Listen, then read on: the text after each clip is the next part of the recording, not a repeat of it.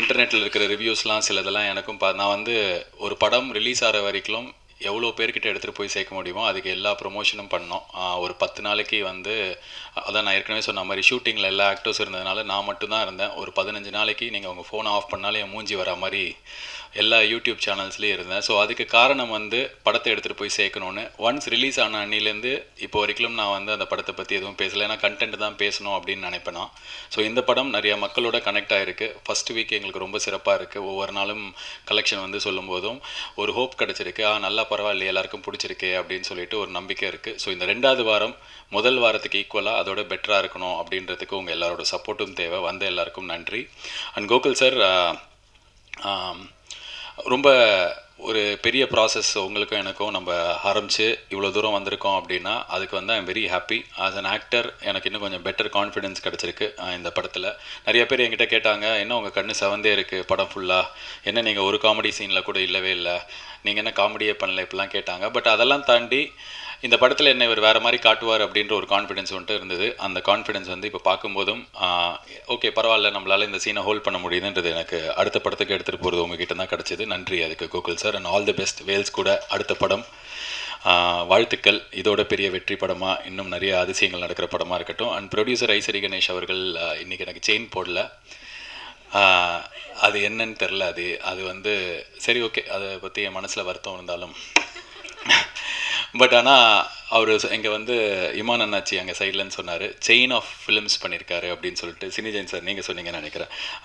ஆமாம், 3 படம் பண்ணிட்டேன். இந்த 3 படம் LKG, Mookuthi Amman, Singapore salon.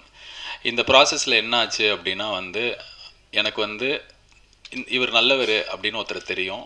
அவர் என்கிட்ட ஒரு வாய்ப்பு எடுத்துகிட்டு வந்து கொடுத்தாரு. எனக்கு அதை செட் ஆகலைன்னு டேரெக்டாக மூஞ்சியில் சொன்னேன். அந்த நல்லவருக்கும் என்னை பிடிக்க போச்சு. அப்படி தான் எனக்கு முதல்ல அவர் எல்கேஜியும் போது தெரியும், ஒரு நல்ல ஆள் நம்ம படத்தை ப்ரொடியூஸ் பண்ணுறாருன்னு இருந்தது. மூக்குத்தி அம்மன் போது ஐயோ இவர் நம்மளை 100% நம்புறாரு, பயங்கரமாக நம்புறாரு அப்படி இருந்தது. பட் இந்த சிங்கப்பூர் சலூன் ஆரம்பிக்கிறதுக்கு முன்னாடியே எனக்கு வந்து அவர்கிட்ட ரொம்ப ஒரு ஃபாதர்லி பாண்ட் தான் இருக்குது. நான் அவர்கிட்ட பர்சனலாக போய் பேசும்போது என்ன சொல்லுவேன்னா, சினிமாவில் நிறைய பேர் ரொம்ப க்ளோஸாக இருப்பாங்க, பயங்கரமாக பழகுவாங்க. எங்கேயோ வந்து இந்த சினிமா, இந்த படம் ப்ரொடியூஸ் பண்ணுறது, நடிக்கிறது, இதில் வந்து ஏதாவது சண்டை வந்து பிரிஞ்சிருக்காங்க. இது மாதிரி நிறையா கதைகள் இருக்குது.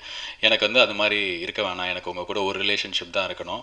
அதனால் வந்து இந்த வேலைன்றது நமக்குள்ளே இருக்க வேணான்ற அளவுக்கு ரொம்ப ரொம்ப நெருங்கிய ஒரு உறவு இருக்கிற, எனக்கு நல்லது நடக்கணும்னு நினைக்கிற ஒரு மனிதர் ஐசரி கணேஷ். அந்த மனிதரை நான் சம்பாதிச்சிருக்கேன். ஸோ எதுக்காகவும் வந்து எனக்கு அதை விட்டு கொடுக்க வேணான்றதுனாலே நான் அவருக்கு பண்ணுற படங்களை பார்த்து 100% எனக்கு இது கண்டிப்பாக பண்ணணும் அப்படின்னு தான் நான் வருவேன்னு சொல்லியிருக்கேன். ஸோ அந்த உரிமையும் அந்த சுதந்திரமும் எனக்கு கொடுத்ததுக்கு ரொம்ப நன்றி. அண்ட் செயினில் 3 தான் முடிஞ்சிருக்கு. இன்னும் என் செயினில் வந்து நான் எல்கேஜி 2, மூக்குத்தி அம்மன் 2ன்ற மாதிரி என் படங்கள்லேயே நான் வந்து எழுதி எனக்கு நிறைய ஐடியாஸ் இருக்குது. உங்ககிட்ட தான் நான் பண்ணுவேன் அதை. பட் இப்போதைக்கு அந்த செயின் வந்து கோகுல் கழுத்துக்கு போயிருக்கிறதுனால அவருக்கு என்னோடய வாழ்த்துக்கள். கொஞ்ச நாள் அந்த செயின் இல்லாமல் நான் தனியாக கையில் யாராவது காப்பு போடுவாங்களான்னு பார்த்து வெயிட் பண்ணுறேன். ஃபைனலி ஒரே ஒரு விஷயந்தான், இல்லை அதுதான் அந்த செயின் இப்போதைக்கு கோட்டிங்க, இப்போ மழுப்பக்கூடாது நீங்கள். ஸோ சீக்கிரமே வேறு காப்புகள். கலைப்புலி தானு சார் ரொம்ப நாளாக கூப்பிட்டுருந்தீங்க, ஹியர் ஐ கம் படி.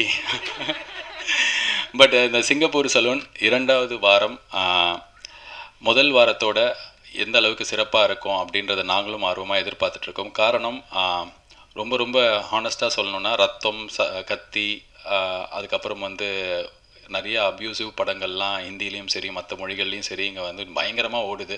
அந்த மாதிரி நேரத்தில் ஏதாவது பண்ணி வாழ்க்கையில் ஜெயிச்சிடலாமா அப்படின்ற நம்பிக்கையோடு இருக்கிறவங்களுக்கு ஒரு சின்ன ஹோப் கொடுக்குற ஒரு படமாக இது வந்திருக்கு. ஸோ நிறைய பேருக்கு அது கனெக்ட் ஆகிருக்கிற காரணத்தால் நல்ல விஷயம் சொல்லியிருக்கிறதுனால இந்த படம் நல்லா போச்சுன்னா, 2வது வாரம் இன்னும் திருப்தியாக இருந்துச்சுன்னா நாங்கள் ரொம்ப ஹாப்பியாக இருக்கும். ஸோ மற்றபடி எப்படி இந்த படத்தை வந்து நீங்கள் விமர்சனம் பண்ணி எழுதியிருந்தாலும் அந்த ஊடகங்கள் அனைத்துக்கும் நன்றி. நீங்கள் இப்படி தான் பண்ணோம் அப்படின்னு சொல்கிறதுல எனக்கு உடன்பாடு இல்லை. ஸோ அது எங்கள் கருத்தாக, எங்கள் குழுவினர் கருத்தாக எடுத்துக்காதீங்க. பிகாஸ் நான் ஏன் திருப்பி சொல்கிறேன்னா, இந்த படம் வருதுன்னு சொல்லிட்டு தமிழ்நாட்டில் இருக்கிற 3/4 பேருக்கு எடுத்துகிட்டு போய் சேர்த்துது social media, promotions, YouTube channels, media.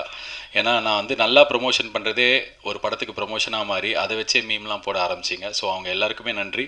Wishing for us a great second week. Thank you so much for coming. எல்லாருக்கும் நன்றி, வணக்கம். பாதகம் செய்பவரை கண்டால் நாம் பயங்கொள்ளலாகாது பாப்பா, மோதி மிதித்து விடு பாப்பா, அவர் முகத்தில் உமிழ்ந்து விடு பாப்பா. அண்மை செய்திகளை உடனுக்குடன் தெரிந்து கொள்ள இணைந்திருங்கள் இயம்நாடு தொலைக்காட்சியுடன்.